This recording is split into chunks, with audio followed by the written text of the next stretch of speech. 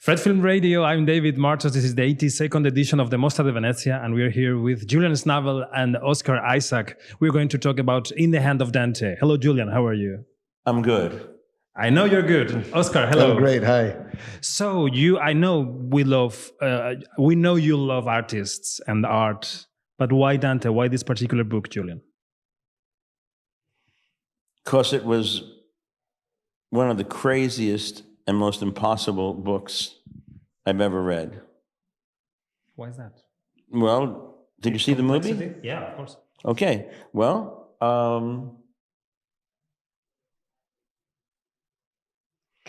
you haven't read the book. Nope. Well, the book is not really the movie. And the book is written in a way that I think was almost impossible to judge. There'd be some paragraphs or some chapters that were one sentence.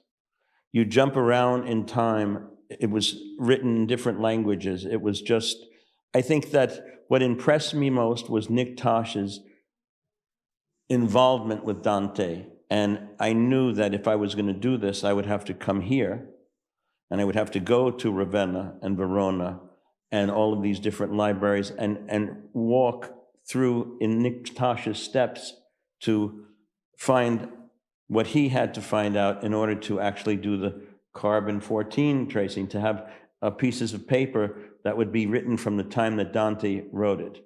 And the fact is that here's a guy who's actually Dante going around stealing his own pieces of paper so he could prove that it's his own work. And I thought that that was kind of there's something about stepping to the other side of the mirror that I found compelling. Nice. Oscar, you're not only the protagonist of the film, you're also a producer. How do you choose which project to produce? Well, I think it's just the ones that I care the most about. It's the ones that I feel a sense of ownership of as well. You know, that the nature of the collaboration is such that it's just a synchronization. And I think this one in particular, because of the nature, the difficulty of it, and the trust that was needed as well.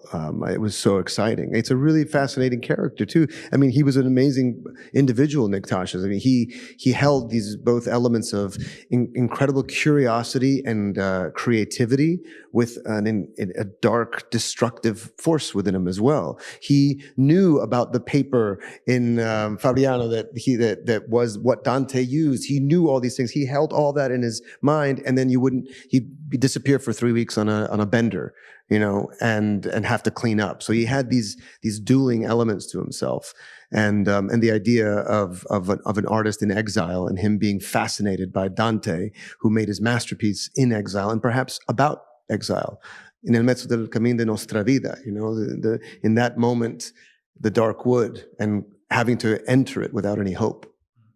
And the other side of that is that Nick wrote about the dark world.